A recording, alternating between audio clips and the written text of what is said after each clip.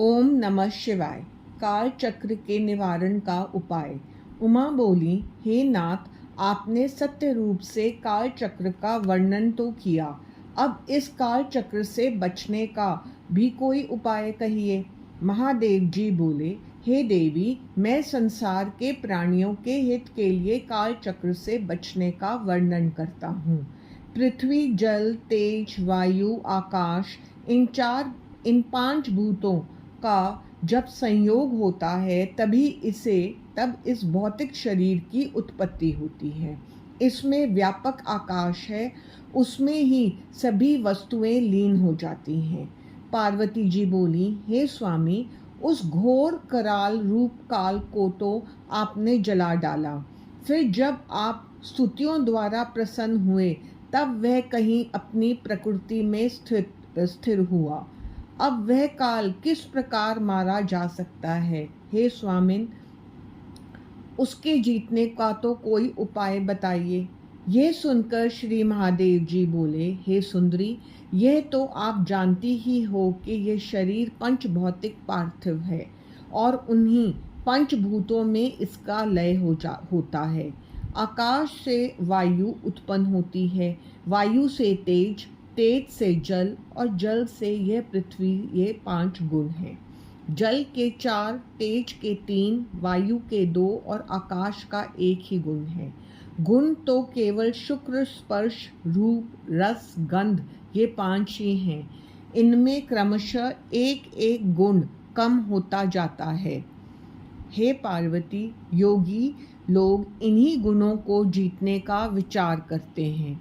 हे देवी, अनश्वर मुक्ति का कारण तो यह शब्द रूप ब्रह्म है। जब लोग योगी को अभ्यास के द्वारा ज्ञान हो जाता है तब उसे परम सुख की प्राप्ति होती है। इस तत्व को न जानने वाले लोग या प्राणी ही काल के पाश में फंसे रहते हैं। इस तत्व का ज्ञान हो जाने पर मुक्ति हो जाती है। हे भगवती, ये नाद अनाहत है जो उच्चारण नहीं किया जा सकता। इस अनाहत नाद से 9 शब्द उत्पन्न होते हैं। वे इस प्रकार हैं: घोष, कास्य, श्रृंग, घंटा, वीणा, वंशज, दुधुम्बी, शंख तथा मेघ गर्जन। इन 9 का तो त्याग करे और तुकार शब्द का अभ्यास करे। योगी इस अभ्यास को करता हुआ पाप पुण्य में लिप्त नहीं होता और इसी से मृत्यु को जीत लेता है। काल वचन शिव प्राप्ति। पार्वती जी बोली, हे नाथ, योगी वायु का पद कैसे पाता है, सो मुझे कृपा करके सुनाइए। सदाशिव बोले, हे चंद्रबदनी, सुनो। देहरी में रखे दीपक की भांति हृदय में स्थित वायु अंदर तथा बाहर दोनों ओर प्रकाश करती है। ज्ञानु, विज्ञान, उत्साह आदि सभी वायु द्वारा प्रवृत्त हुआ करते हैं। अतः जिसने पवन पर विजय प्राप्त कर ली, उसने संपूर्ण जगत को ही जीत लिया। योगी वायु को पेट में भरने का अभ्यास करता रहे। इसी अभ्यास के परिपक्व हो जाने पर उन योगी के हजारों नेत्र तथा हजारों हाथ पैर हो जाते हैं। प्राणायाम वह होता है जिसमें सिर और व्याहितों के साथ गायत्री मंत्र जपते हुए प्राणवायु का निरोध हो जाए। हे कल्याणी, तेज के सिद्ध करने की बात और सुनो। योगी को ऐसे एकांत में शयन करना चाहिए जहाँ सूर्य चंद्र का प्रकाश रहता हो और एकांत हो। वहाँ आसन पर बैठकर निरालस्य होकर दोनों बाहों के मध्य स्थित अग्नि तेज को देखें। फिर हाथ की उंगलियों के द्वारा 1 घंटा नेत्र बंद करें। इस प्रकार धीरे धीरे अभ्यास के द्वारा योगी को ईश्वरीय ज्योति दिखाई देगी। तब योगी परम सिद्ध होता है।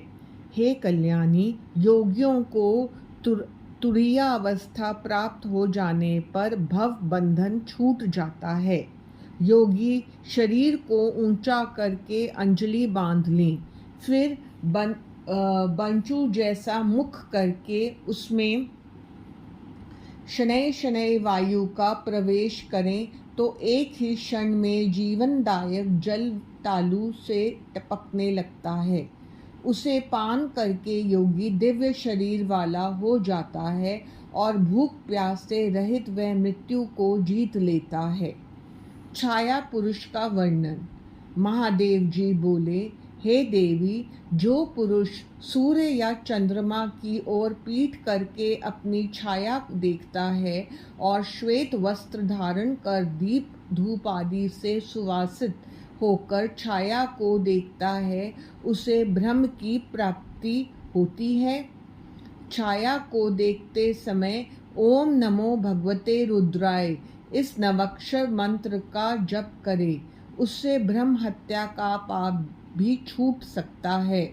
यदि उसे छाया बिना मस्तक के दिखे तो 6 महीने के अंदर उसकी मृत्यु समझनी चाहिए।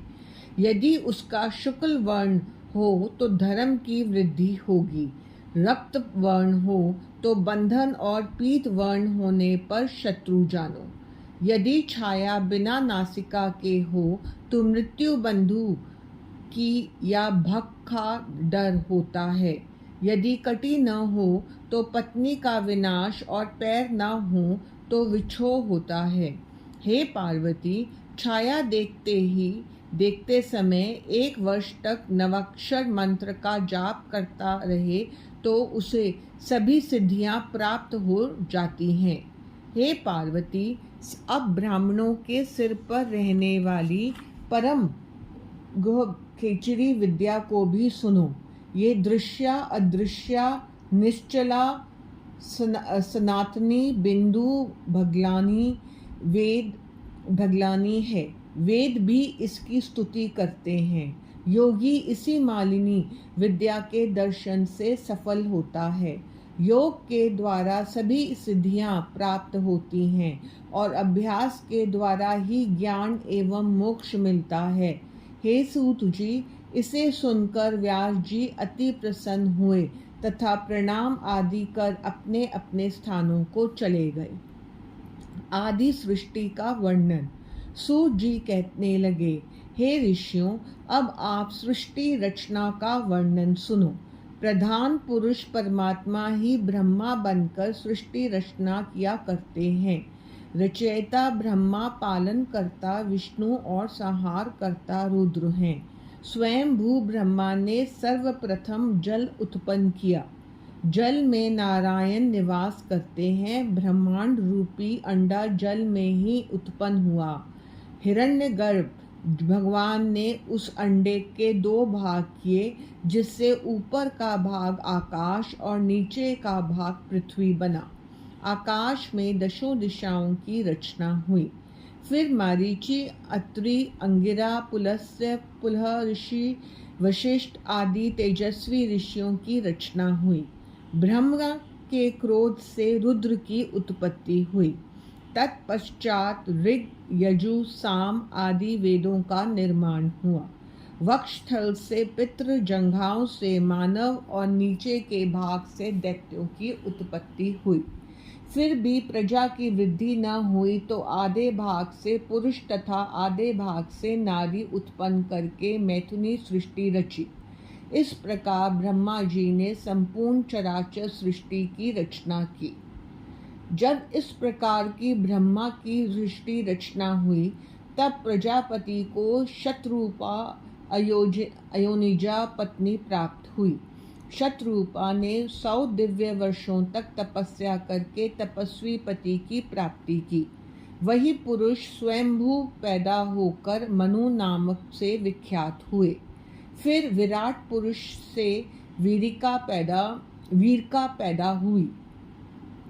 उससे प्रियव्रत और उत्तानपाद पैदा हुए।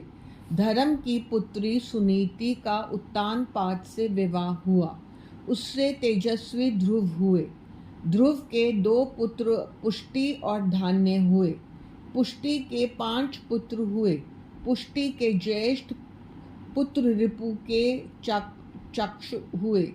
चक्षु के दुष्ट कारणों से वरुण नामक पुत्र हुआ। पुरु की अग्नेयी भार्या से अंग आदि 6 पुत्र पैदा हुए। अंग की सुनीता नामक पत्नी से वेन नामक पुत्र हुआ। वह महापापी था, उसे ऋषियों ने हुंकार द्वारा मार दिया। फिर सुनीता की प्रार्थना पर वेन के शरीर को मथा गया। उसके दक्षिण हाथ के मंथन से विष्णु के अवतार राजा पृथु का जन्म हुआ। पृथ्वी का दोहन तथा राजसूय यज्ञ से 2 कार्य राजा पृथु के प्रजा की भलाई के लिए महान कार्य थे। राजा पृथु के हर्षव और विश्वजित ये 2 पुत्र पैदा हुए। ये संसार में बहुत प्रसिद्ध हुए। शिखंडिनी ने महरी को पैदा किया। इसने वृक्ष की कन्या वीर महरिणी से विवाह किया और उसी से दक्ष प्रजापति की उत्पत्ति हुई। दक्ष ने चर अचर तथा 4 पैर वाले जीव पैदा किए। वीरिणी कन्या से विवाह कर मैथुनी सृष्टि रची। हर्षव नामक 10,000 पुत्र पैदा किए। ये नारद जी के उपदेश से वैराग्य को प्राप्त हो गए। यह सुन फिर दक्ष ने शवलशव नामक 10,000 पुत्र पैदा किए। यह भी नारद जी के उपदेश से वैराग्य को प्राप्त वैराग्यवान हो गए। यह सुनकर दक्ष को बड़ा क्रोध आया और नारद को शाप दिया कि हे कलह प्रिय नारद, तुम कभी कहीं स्थिर होकर नहीं बैठ सकोगे।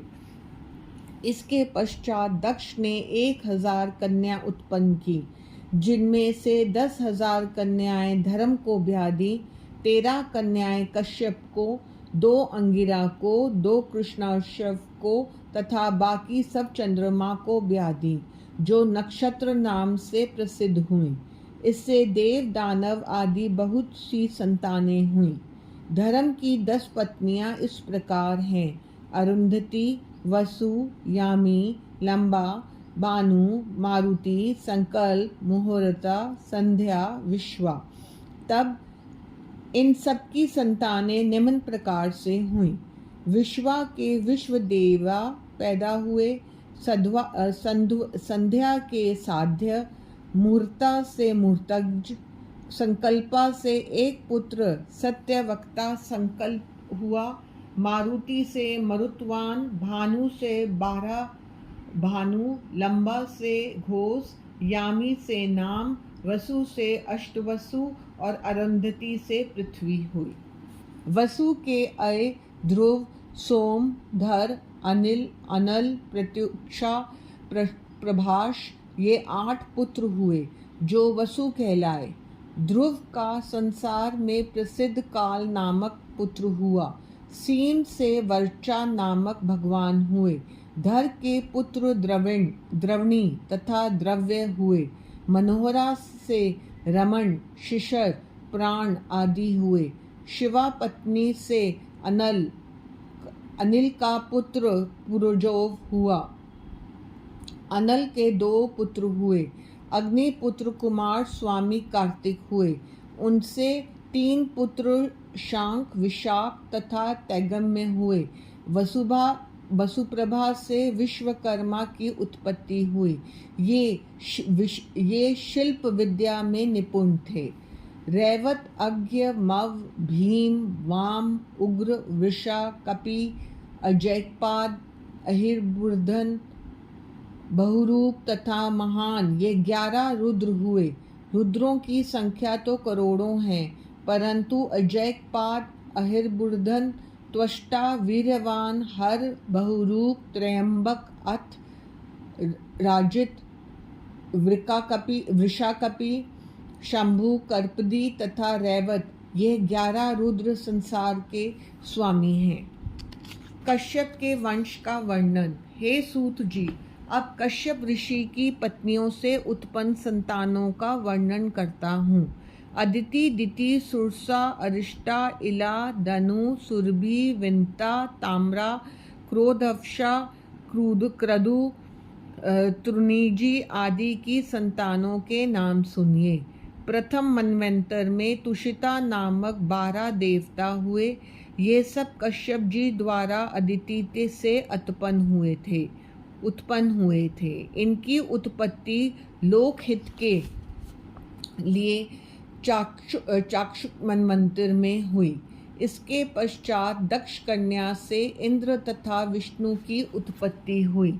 अर्यमा, धाता, त्वष्टा, पूषा, विवस्तान, सविता, मित्रा, वरुण, अष्टाभाग आदि 12 आदित्य चक्षु मनवंतर में हुए। इस प्रकार अदिति की संतानें हुई। अब सोम वंश की उत्पत्ति हुई। ये सोम की 27 पत्नियां थीं। उनकी अतिदीप्ति संतानें थीं। अरिष्टनेमि के 16 पुत्र उत्पन्न हुए तथा एक कन्या उत्पन्न हुई। स्वधा से पितृ हुए, सती से अंगिरा हुए। ये सब सहस्त्र युग के अनंत में ही पैदा हुए। कश्यप जी के दिति से हिरण्यकशिपु और हिरण्याक्ष 2 पुत्र बड़े वीर हुए। विप्र चिति द्वारा सिंहिका नामक कन्या उत्पन्न हुई। हिरण्यकशिपु के अनुहाद, हलाद, सहलाद तथा प्रहलाद ये 4 पुत्र थे। कुकरी, शकुनी, महानाद, विक्रांत एवं काल सब ये महापंडित तथा महाबली थे। ये सब दिति की संतानें थीं। धनु के महापराक्रमी 100 पुत्र हुए। सर्वभानु को प्रभा नामक कन्या हुई। पुलोमा को शची, विश्वकर्मा को उदानवी, हायशिरा, शर्मिष्ठा नाम की कन्याएं हुईं। वैश्वानर की पुलोमा तथा पुलोमा 2 कन्याएं हुईं। यह मरीचि ऋषि की पत्नियां हुईं। इन्हीं से 60,000 दानव उत्पन्न हुए। विप्रचति तथा सिंहिका के भी अनेक पुत्र हुए। विनीता के गरुड़ तथा अरुण 2 पुत्र हुए। गरुड़ पक्षियों में श्रेष्ठ थे। सुरसा के अनेकों तेजस्वी भाषा ज्ञाता सर्प हुए। इन हजारों सर्पों में वासुकी, तक्षक, ऐरावत, महापद्म एवं कबल, अश्वतरु प्रधान राजा हुए। ये सब आकाश में विचरण करते थे। ऐला के पद्म, कर्कटिक, धनंजय, महानील, महाकर्ण, धृतराष्ट्र, बलाहक, कुहर, पुष्पदंत, दुर्मुख, सुमुख, बेहतर, खरे, रामा, पाणी आदि पुत्र उत्पन्न हुए। इसी प्रकार क्रोधावशा के भी मरुदगण हुए, जिनकी दाढ़ें थीं। अंडे से पैदा होने वाले जीव जंतु, पक्षी आदि भी पैदा हुए। वाराही से पशु हुए। अनसुईया के बलवान 50 पुत्र पैदा हुए। सुरभि से शशा तथा भैंसा हुआ। ईला से बैल तथा वृक्ष हुए। शशा से यक्ष, राक्षस, अप्सरा तथा मुनिगण पैदा हुए। अरिष्टा से मनुष्य तथा सर्प पैदा हुए। इस प्रकार ये कश्यप जी के वंश का वर्णन संक्षेप में कहा।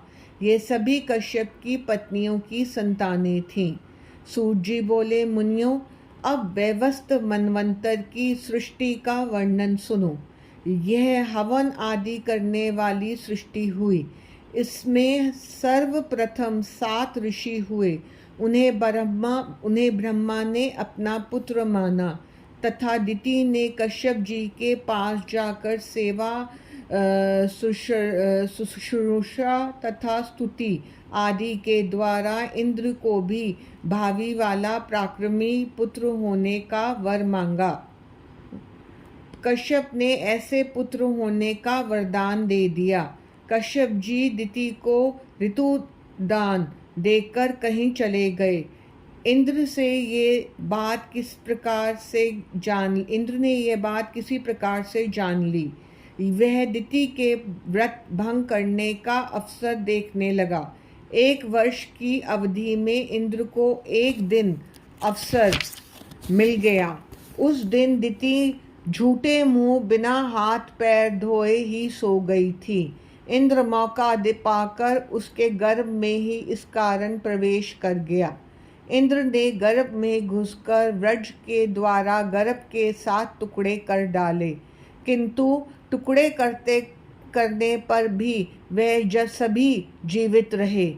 सातों रो रो कर इंद्र से प्रार्थना करने लगे, हमें आप क्यों मारते हैं? हम तो आपके भाई हैं। इंद्र ने उन्हें छोड़ दिया। वे 7 के 49 मरुदगण हो गए। ब्रह्मा जी ने वेन के पुत्र पृथु को आधा राज्य दिया। सोम को ब्राह्मण, वृक्ष, नक्षत्र, ग्रह एवं भूतों का राजा बनाया। वरुण को जल का राजा बनाया। विष्णु आदित्यों के राजा हुए। पावक वसुओं के, दक्ष प्रजापतियों के, इंद्र मरुदगणों के, प्रहलाद दैत्यों के, वैवस्वत यम पितरों के राजा बनाए। शंकर भगवान सभी भूतों के व्रत, मंत्र, गौ, यक्ष, राक्षस, भूत, प्रेत, पिशाच आदि के राजा हुए। हिमाचल पर्वतों के, समुद्र नदियों के राजा हुए। इन सबको राजा बनाकर ब्रह्मा ने अभिषेक किया।